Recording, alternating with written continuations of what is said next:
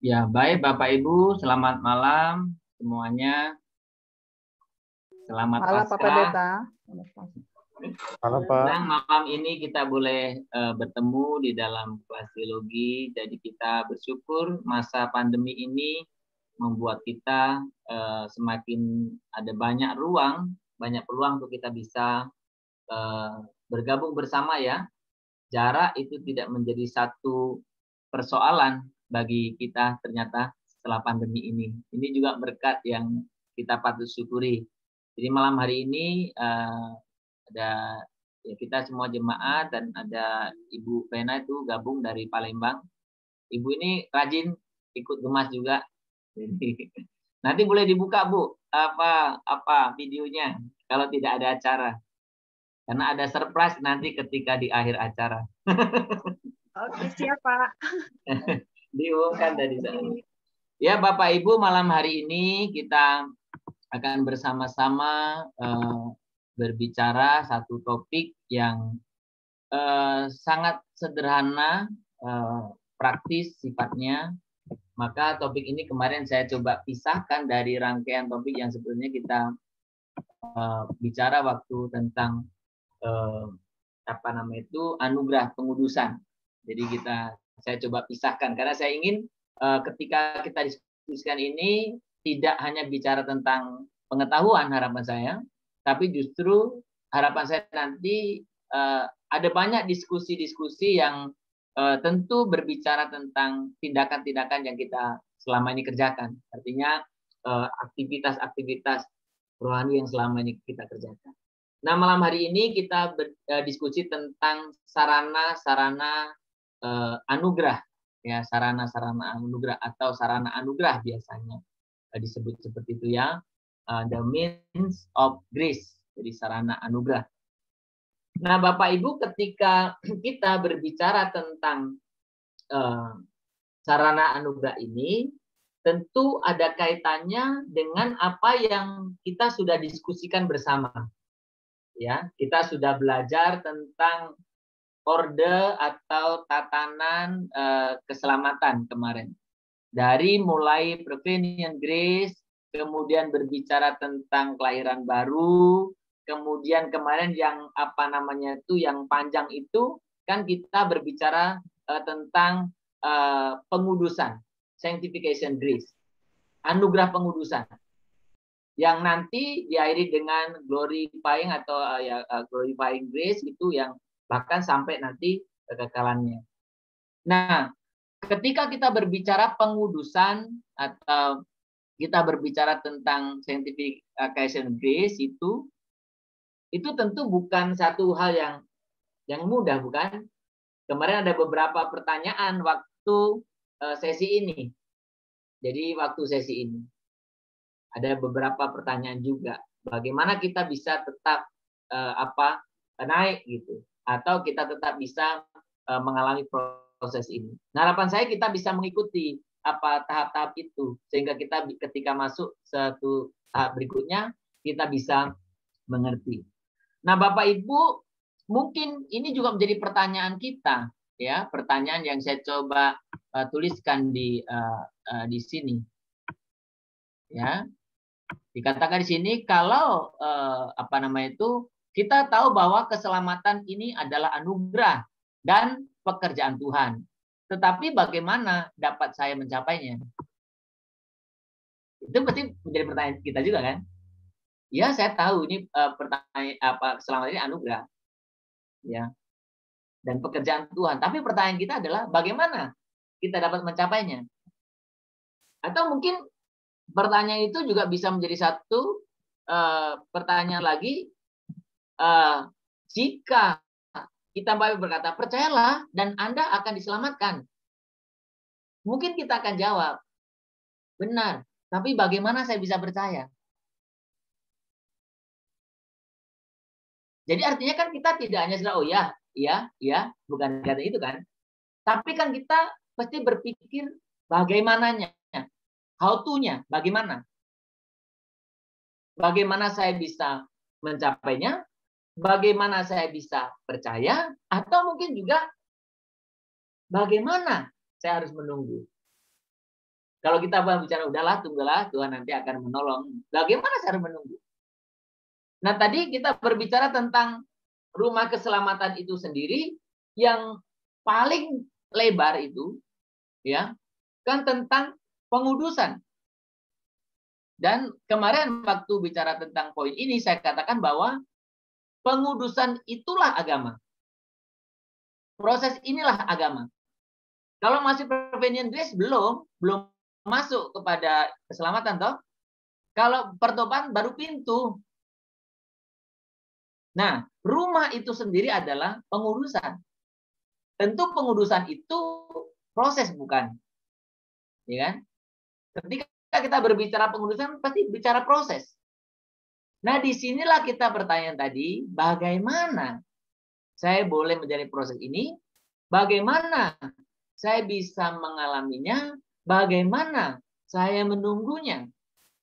Ini satu pertanyaan yang apa namanya itu kita tanyakan. Saya ingat betul waktu saya menyampaikan pembinaan tentang Growing Healthy Church ya. Waktu saya berbicara tentang tahapan-tahapan orang itu, Bapak Ibu pasti ingat ya. Ada itu pembinaan bukan di Jakpus, di gereja lain, di gereja lokal yang lain. Jadi kan ada itu M1, M2, M3, M4, M5, M6 kan? Ya kan? M7. Ya, enggak sampai M150 sih memang. Jadi M7 saja mentoknya itu. Nah, orang bertanya, "Pak, gimana caranya ya? Umpamanya saya dari M1 langsung bisa ke M7. Ada nggak trik khusus?" Gitu ya. Kan banyak orang selalu berbicara tentang peningkatan iman itu kalau bisa yang cepat gitu, singkat, shortcut lah. Kita kan paling sering itu shortcut, jangan panjang-panjang lah, ya. Nah, mungkin dalam hal menyangkut tentang anugerah pengudusan ini pun pertanyaan serupa bisa muncul. Bagaimana ya? Nah, Bapak Ibu berbicara tentang bagaimana ini, how to, inilah kita hari ini diskusi tentang bagaimana sarana anugerah. Jadi ini kemarin gambar yang kemarin ya. Jadi sarana anugerah. Jadi sarana anugerah sendiri, the means of grace sendiri dikhotbahkan oleh John Wesley secara khusus. Itu dalam khotbah ke-16. Judulnya The Means of Grace.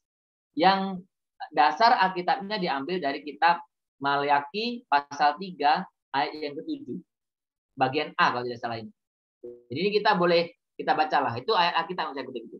Mari kita baca sama-sama ya. Sejak zaman nenek moyangmu, kamu telah menyimpang dari ketetapanku dan tidak memeliharanya. Jadi ketetapanku, ya ini yang dianggap sebagai satu sarana, sesuatu yang ditetapkan oleh Allah. Nah, kalau kita membaca Maleakhi, kita melihat bagaimana orang-orang Yehuda pada waktu itu, orang sudah pulang dari pembuangan, ada banyak yang mengabaikan. Bukan hanya apa istilahnya itu ya, hari-hari ibadah, tapi bahkan mempreteli kualitasnya. Menyangkut umpamanya syarat-syarat binatang dipersembahkan, dipreteli itu. Jadi makanya Maleakhi itu kalau kita membaca nanti, kita akan menemukan bagaimana orang Israel mempersembahkan binatang-binatang yang cacat, yang apa istilahnya, yang timpang, yang gitulah. Padahal itu nggak boleh. Nah makanya pasal 3:7 ini sangat menekankan sekali. Dia katakan gini, sejak zaman nenek moyangmu kamu telah menyimpang dari ketetapanku dan tidak memeliharanya. Yang Tuhan ingin kita sebagai anak Allah itu, anak-anak Allah, orang percaya itu memelihara ketetapan yang Tuhan sudah perintahkan. Ya, nanti Bapak Ibu kalau ingin membaca lengkap itu searching aja di sermon John Wesley sermon itu yang bagian 16 itu temanya itu. Ya, The Means of Grace. Kita bisa lihat ya. Oke, nah saya akan coba menyampaikannya secara sederhana Dan harapan saya nanti setelah saya menyampaikan ini kita bisa diskusi. Nah, Bapak Ibu, salah satu statement John Wesley di sana dikatakan begini. Dengan sarana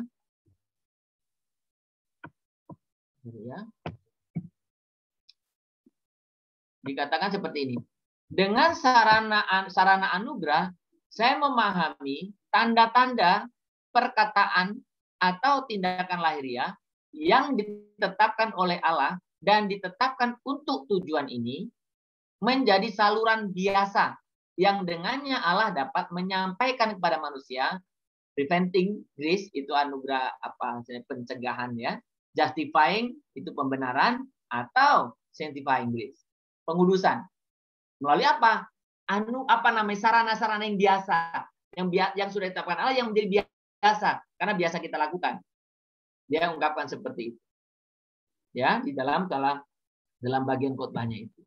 Nah, kita ingin ketika berbicara sarana anugerah, John Wesley membaginya John Wesley membaginya dalam 3 bagian besar. Itu yang dinamakan yang pertama itu sarana anugerah yang institusi yang dilembagakan. Ya, yang dilembagakan nanti kita lihat. Kemudian ada sarana anugerah yang dikatakan itu melatih untuk kita bijaksana atau pekerjaan belas kasih lah. Itu biasanya disebut nanti prudential means of grace. Ini prudential ya, bukan asuransi prudensial. Tapi namanya memang prudensial namanya, sama dengan asuransi. Ya. Kemudian yang ketiga itu yang umum, sarana anugerah umum. Yang artinya kita bisa nanti kita lihatlah secara secara detail satu persatu. Nah, kita masuk bagian yang pertama, itu yang kita umum. Kita sering kali pelajari ini. Sarana anugerah. Ya, sarana anugerah. Sarana anugerah yang diinstitusikan, yang dilembagakan.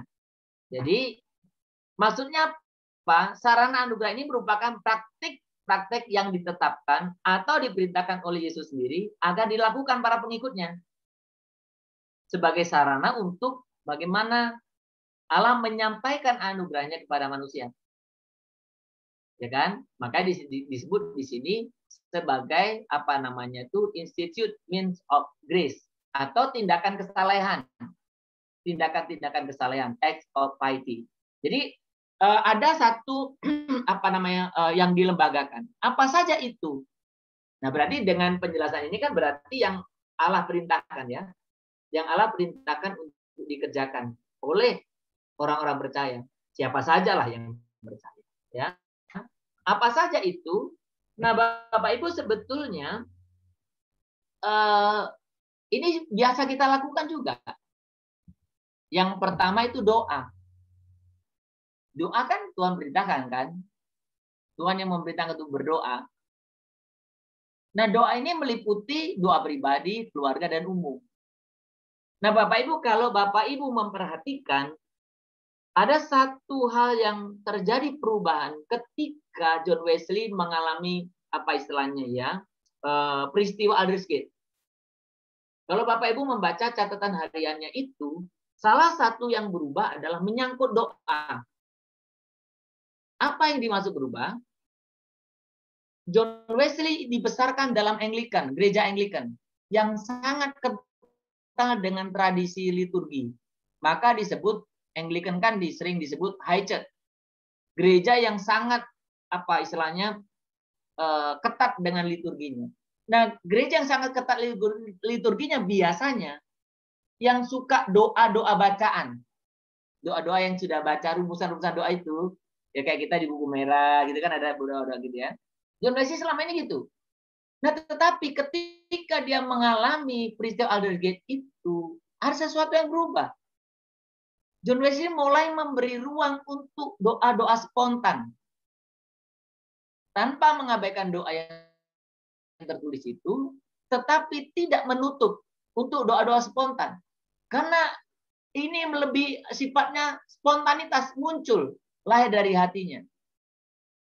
Nah, makanya doa ini benar-benar adalah sebagai sarana anugerah. Baik doa pribadi, doa keluarga, maupun doa yang umum sifatnya. Jadi makanya Bapak Ibu, ketika orang kehidupan doanya baik, ya dia akan bertumbuh secara iman itu. Doa. Jadi makanya ketika kita berbicara doa, ini salah satu sarana anugerah yang Tuhan tetapkan. Yang kedua, itu menggali Alkitab. Jadi menggali Alkitab nih, searching Bible sebetulnya. Apa bahasa aslinya? Ya, saya tulis menggali lah ya. Menggali atau meneliti atau menggali lah ya, lebih gampang ya. Menggali Alkitab itu meliputi apa? Membaca, merenungkan, meditasi, dan mendengarkan Alkitab. Mendengar kitab suci. Mendengar. Mungkin melalui khotbah dan sebagainya ya. Tapi ini lebih kepada buku itu, buku Alkitab. Nah ini sebetulnya menjadi hal yang sangat penting dalam gerakan metodis.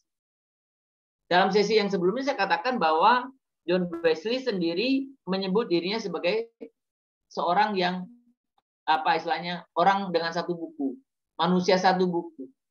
Ya, dia orang yang suka membaca, tetapi di antara semua itu yang paling utama baginya adalah Alkitab. Nah ini makanya Bapak Ibu ketika kita menangkap apa yang kita rencanakan bersama dengan gemas kita, saya yakin ketika kita tekun betul membacanya, itu akan ada perubahan besar dalam diri Bapak Ibu, dalam diri saya. Kenapa? Karena itu sarana anugerah yang ada, yang diberikan oleh Tuhan kepada kita, yang diperintahkan. Jadi kita menggali, membaca, merenungkan, mendengar, ya. Jadi itu sarana anugerah. Jadi Bapak Ibu yang masih terseok-seok tetap jalan ya, jangan nyerah ya. Kalaupun sudah ketinggalan enggak apa-apa, kejar terus ya. Kalau enggak selesai 2021 ya Pinomat awal 2022 gitu ya. Jadi jangan sampai ada yang udahlah, ya udah telat gitu. Enggak, harus kejar. Karena sekali lagi Alkitab itu sarana ya, anugerah yang Tuhan berikan kepada kita. Nah, yang ketiga itu perjamuan kudus. Menerima perjamuan kudus. Ya. Jadi memang gereja kita selama pandemi ini belum mengadakan perjamuan kudus. Karena memang ada banyak hal yang kita jaga secara dari wilayah berikan surat edaran supaya tidak mengadakan secara online, dan itu ada penjelasannya juga, dan kita tidak mungkin adakan di sini yang offline kita adakan, nanti yang online tidak. Menghindari satu dan lain hal itu, gereja kita selama ini tidak mengadakan perjamuan kudus. Kita berdoa supaya ini cepat berlalu dan nanti kita akan bisa bersama-sama lagi. Ya, tentu perjamuan kudus yang Anda betul maknai ya. Bukan sekedar lagi terjebak pada istilahnya rutinitas. Nah, yang keempat, yang tidak kalah pentingnya berpuasa. Ya, berpuasa. Nah, berpuasa sebenarnya bagi orang metodis ini satu hal yang akrab semestinya. Sekalipun di GMI nggak akrab puasa ini. Ya, saya pernah ceritakan di mana-mana ya. Sekali waktu saya disuruh mencari buku bacaan untuk diskusikan, dan ini timnya ini tim para hamba Tuhan ya. Saya waktu itu lagi seru-serunya bergumul tentang puasa, jadi saya bawa buku terobosan puasa. Di grup itu diketawakan saya. Wah, untuk apa belajar puasa? Memang kita orang seberang katanya. Saudara, ini aneh sebetulnya. Padahal puasa itu sarana anugerah. Gereja-gereja yang maju membiasakan diri berpuasa. Nah, ini kita perlu juga melatih kita berpuasa. Sarana anugerah. Nah, yang terakhir itu atau yang bagian besar ini berpartisipasi dalam konferensi Kristen. Saya jujur, saya ketika membaca menuliskan istilah ini saya bergumul. Karena kalau kita sekarang berbicara konferensi itu berbicara identik rapat. Ya kan? Rapat, nanti gontok-gontokan gitu kan, berdebat, ya kan. Padahal pengertiannya konferensi ini sebetulnya adalah pertemuan orang pesta rohani. Dan sungguh sangat diberkati ketika kita menggali bagaimana konferensi-konferensi yang diadakan masa-masa itu betul-betul sebagai pesta rohani. Sehingga orang yang selesai ikut konferensi itu yang mengalami kasarnya seperti baterai itu dicas. Ya tentu itu sangat beda banget ya dengan kita yang kita temukan sekarang ya. Pulang konferensi biasanya apa ya? Gak puas, kesel, macam-macam ya. Di dalam konferensi gitu. Dan itu yang sebenarnya kita coba perlu ketika kita mempelajari kebenaran ini, kita bisa melakukan perubahan mulai dari yang kecil. Ya, konferensi-konferensi yang kecil-kecil. Konferensi jemaat, bukan gontok-gontokan isinya semestinya. Konferensi resort, bukan perdebatan. Tapi bagaimana kita berpartisipasi membangun satu dengan yang lain. Ya. Nah, ini Bapak Ibu ada buku kecil sebetulnya seperti yang saya copy di gambar itu. Saya memang punya kopinya doang, ya kan? Ini Devotional Life in the Wesleyan Tradition itu tentang isinya tentang ini. Apa nama itu?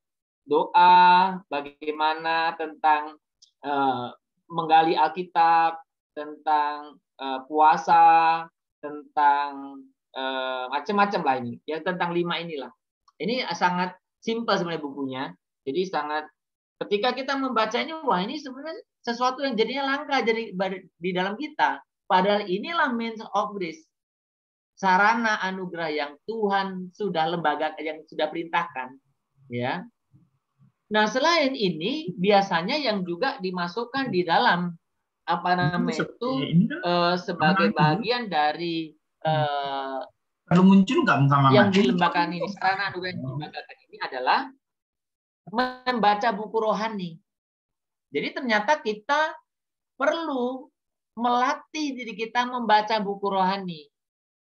Nah, maka buku-buku seperti apa nama itu Thomas Kempis ya, itu direkomendasi untuk apa namanya itu untuk dibaca ya. Thomas A. Kempis itu direkomendasi untuk dibaca.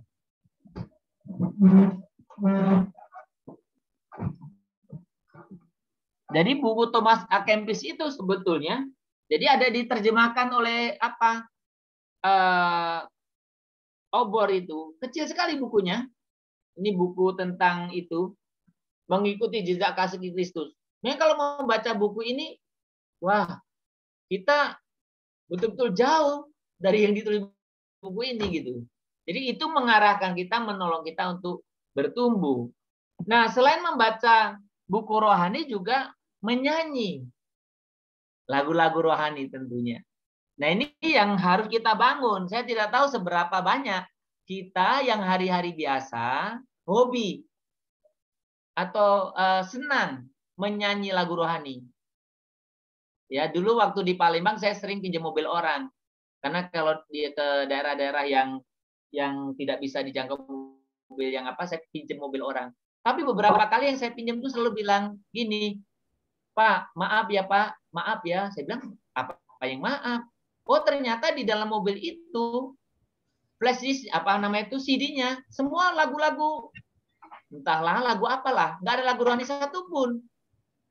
Cuman itu jamin minta maaf. Kenapa minta maaf? Nah, ini menjadi satu gambaran bahwa banyak orang Kristen yang nyanyi lagu rohani itu di gereja saja. Itu makanya kan banyak singer yang tidak hafal lagu. Karena ya nyanyinya waktu di gereja, bukan setiap hari dinyanyikan. Nah, ini untuk kita bisa bertumbuh iman kita, sarana anugerah itu salah satunya adalah membaca buku rohani dan juga menyanyi lagu rohani. Nah, itu kira-kira gambaran dari sarana anugerah yang dilembagakan, ya, atau tindakan kesalehan, XIT, apa istilahnya, tindakan-tindakan kesalehan kita yang berhubungan dengan atas ya tentunya. Nah, Yang kedua, ada sarana anugerah yang kedua itu sarana anugerah yang melatih kita untuk lebih bijaksana lah kisahnya gitu ya. Atau ini yang biasanya disebut perbuatan atau tindakan belas kasih. Prudential means of grace itu. Jadi satu tindakan belas kasih. Nah, ini Kenneth Copeland mengatakan gini, di luar sarana anugerah yang dilembagakan tadi, Wesley menegaskan nilai sarana anugerah yang menjadikan kita bijaksana. Apa itu? Aturan tertentu yang timbul dengan alasan nalar dan pengalaman dalam terang bimbingan Roh Kudus tentunya. Dengan apa? Tujuan supaya kita bisa bertumbuh dalam anugerah. Jadi selain yang 5 tadi, ya ada lagi. Nah, kita selama ini yang kita dengar-dengarkan yang 5 saja. Padahal ada lagi yang kita bisa melaluinya kita bertumbuh. Apa saja itu? Nah, sebetulnya yang dikatakan prudential means of grace ini atau tindakan-tindakan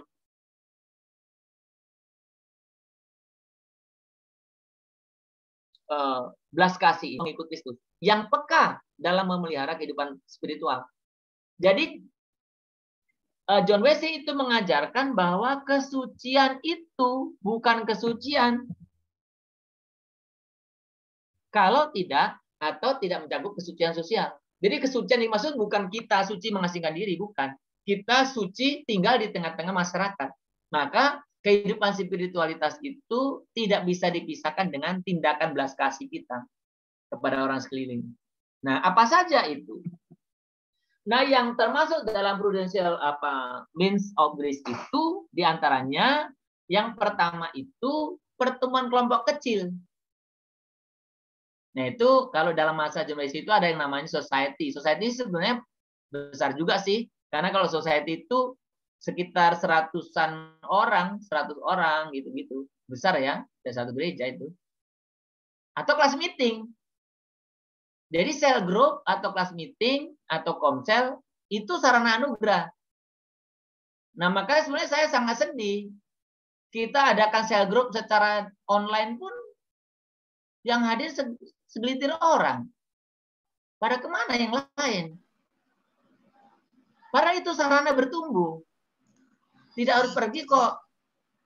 Tinggal ngeklik aja linknya. Apakah karena nggak ada pulsa? Saya pikir tidak juga. Ya, seberapa banyaklah yang nggak punya pulsa umpamanya. Tapi ini sangat penting. Takut saya orang nggak mengerti bahwa saya grup itu sarana bertumbuh, bukan nambahi kegiatan. Nah, ini ketika masa John Wesley ini sangat didengungkan society itu. Karena kelas meeting sendiri itu belakangan munculnya. Society duluan. Ya. Jadi kelompok kecil. Yang kedua, itu disiplin rohani.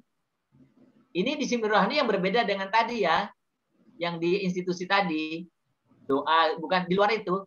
Contohnya apa? Menggunakan waktu dengan baik itu juga disiplin rohani. Disiplin. Nah, terus menulis spiritual journey, perjalanan rohani. Nah, saya sedang gumulkan juga harapan kita 1 tahun ini kita semua banyak yang betul terlibat aktif membaca Alkitab. Tahun depan kita coba programkan tentang bagaimana kita mengadakan perjalanan bersama Yesus. Itu ada disiplinnya. Dan itu kalau kita boleh jalankan, itu akan membantu kita untuk semakin bertumbuh. Melihat, mengajak kita, membimbing kita mengalami Allah yang hidup. Ya.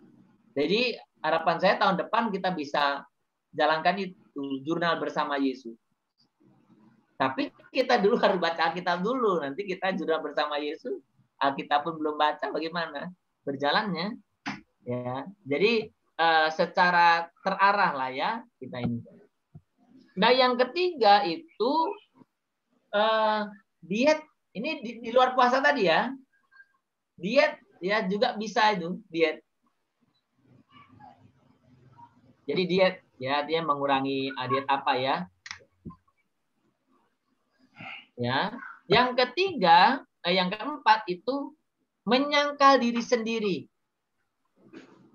Menyangkal diri sendiri. Melakukan yang baik, tidak melakukan yang jahat, membagi kekayaan. Itu juga sarana anugerah. Jadi kita bisa untuk terus melakukan yang baik, kita tidak melakukan yang jahat, itu juga membuat kita bertumbuh. Nah, yang berikutnya yang ke-5, bagaimana kita melatih untuk melakukan tindakan belas kasih. Apa saja itu, termasuk mungkin membantu orang miskin, mengunjungi orang sakit, ya kan, pelayanan di penjara. Nah, ini gereja kita sebetulnya aktivitas-aktivitas ini ada, termasuk pelayanan penjara ada. Nih Bapak Ibu boleh terlibat. Jadi kalau kita mau pelayanan di gereja kita ada banyak pelayanan. Ya, pelayanan penjara itu kita sekarang juga via Zoom dulu, belum bisa datang, ya. Itu sarana anugerah. Atau kita membantu orang yang membutuhkan. Ya, apa sajalah itu, ya. Nah, kalau kita lihat di dalam disiplin kita itu, ya, di etika kehidupan orang Metodis itu ada disebutkan di sana, salah satu yang kita harus kerjakan itu tidak berbuat jahat. Itu berarti yang pasif, ya, tidak berbuat, ya. Apa saja katanya itu, yang dimaksud jahat itu apa saja, ya, kita coba lihat, ya. Karena kadang kita berpikir ukuran jahatnya beda. Ini saya ambil dari disiplin, ya, Bapak Ibu, yang ini. Menajiskan hari Tuhan dengan bekerja seperti hari biasa. Itu jahat ternyata. Berkelahi, bertengkar, berselisih, berperkara, mencaci maki, tawar-menawar yang berlebihan, jahat. Jadi bukan hanya di gereja berkelahi jahat, di luar gereja juga jahat. Bukan hanya di gereja bertengkar jahat, di luar gereja juga jahat. Jadi ini yang didengungkan, yang diajarkan, yang harus kita hidupi sebetulnya. Jadi hindari perkelahian, bertengkar, berselisih, apalagi berperkara. Ya, ada satu cerita yang saya betul malu sampai sekarang kalau ingat itu. Sekali waktu saya ketepatan waktu itu jadi sekretaris. Jadi saya yang suka urusan ke pemerintah itu saya biasanya pergi. Nah, waktu itu ada beberapa gereja. Waktu itu akan ada pasos ceritanya, fasilitas sosial, pasum, ya. Jadi ada banyak gereja waktu itu, kami ada beberapa gereja lah. Nah, ada gereja-gereja baru. Ributlah antar gereja ini. Wah, saya pusing juga. Berapa tahun yang lalu ini? Dikumpulkanlah kami di balai kelurahan, kecamatan, balai kecamatan. Jadi di situ siapa yang kumpul? Hamba-hamba Tuhan dan penatua-penatua. Kumpul dengan siapa?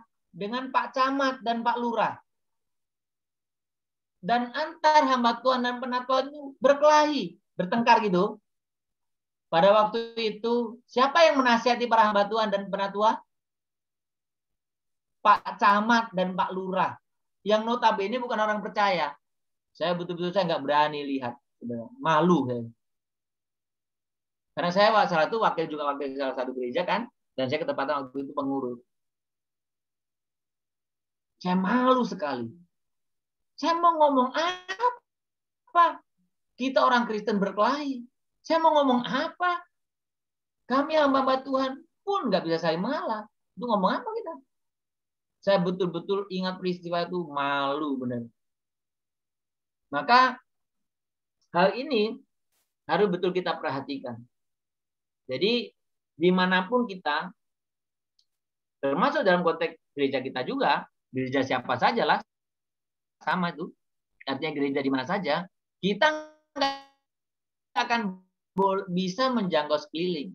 Kalau orang itu sekeliling itu pun lihat kita, bapaknya lihat gereja, enggak mencerminkan ini ya, tapi justru ini yang mereka lihat, bahwa yang berkelahi, bertengkar, berselisih, berperkara, bagaimana kita membawa orang. Ya. Nah, kemudian tidak berbuat jahat ini berarti apa? memberi atau meminta bunga yang tidak sepantasnya. Saudara, ini satu hal yang kalimat ini sangat penting. Ya. Memberi atau meminta bunga yang tidak sepantasnya. Berarti yang sepantasnya berarti boleh dong. Karena di bank pun juga ada bunganya kan dari pengertian ini. Jadi yang tidak boleh itu rentenir, berlipat ganda. Ya. Jadi ini jelas tertulis. Berbicara dengan kata-kata yang tidak berguna, memburukkan, jelek-jelekin. Siapa aja terutama? Pelayan Tuhan, pejabat negara. Nah, ini satu yang menjadi kebiasaan kita. Kita merasa paling suci di dunia. Yang lain buruk. Justru sebetulnya tidak perlu kita seperti itu. Jadi ini tidak berbuat jahat. Tidak apalagi melakukan sesuatu yang tidak memuliakan Allah. Termasuk pakaian, perhiasan, menghibur diri, ya, nyanyian dan bacaan yang tidak membangun. Ya, jadi kalau orang-orang yang beriman sebenarnya menghibur dirinya nggak perlu disko-disko, ya kan? Ya, nggak membangun itu. Mengumpulkan harta dunia secara serakah. Itu jahat ternyata. Mengumpulkan boleh. Secara serakah yang nggak boleh. Atau jadi bukan hanya orang apa saja. Dikatakan sini, meminjam uang tanpa kemungkinan membayar. Itu juga jahat. Kalau nggak bisa membayar, jangan minjam. Lebih bagus minta. Minjam. Kapan? Sebentar lagi balikkan. Tapi tarsok ya. Sebentar besok sampai akhir tahun, sampai tahunnya ganti-ganti nggak dibalik-balikkan. Nah, ini dosa juga. Jahat itu namanya. Jadi ini saya kutip dari Disiplin. Saya angkat dari Disiplin. Yang artinya sudah dijelaskan sana. Ini termasuk apa? Prudential means of grace. Jadi yang kita boleh menolong kita untuk bertumbuh. Nah, kalau tadi yang negatif, yang tidak dilakukan, yang tidak boleh dilakukan, sekarang yang berbuat baik. Apa? Yang lebih detail lagi, memberi makan mereka lapar, menguji orang sakit, mengajar, menasihati, menyapa orang dengan tulus ikhlas. Itu juga membuat kita bertumbuh. Jadi kita harus membiasakan diri mengajar, menasihati, ya, menyapa tapi dengan tulus, ya, dengan tulus ikhlas. Oke, membantu membimbing orang lain untuk mengalami pertumbuhan rohani. Itu juga sarana untuk kita mengalami anugerah Allah. Nah, ini yang baik yang harus dilakukan. Kalau tadi yang jahat yang tidak boleh dilakukan, yang pasif sifatnya. Ini yang baik yang harus dikerjakan. Jadi ini termasuk tadi dalam prudential means of grace. Jadi sarana anugerah yang membuat kita itu bijaksana lah, atau tindakan-tindakan kebajikan lah. Baik. Nah, sekarang yang ketiga, yang terakhir, itu sarana anugerah yang sifatnya umum atau sarana umum lah. Anugerah itu. Apa yang dimaksud sarana umum ini adalah sarana umum anugerah adalah pendekatan luas pada praktik iman yang membutuhkan suatu kesengajaan, kesadaran akan motivasi seseorang dan dalam pikiran, kata, dan tindakan. Jadi Bapak Ibu ternyata untuk kita bertumbuh itu nggak bisa tanpa sengaja, memang disengaja. Ya. Kalau Bapak Ibu ingat khotbah saya beberapa waktu lalu itu ya, tentang bertumbuh itu, kan saya berikan satu PowerPoint yang besar.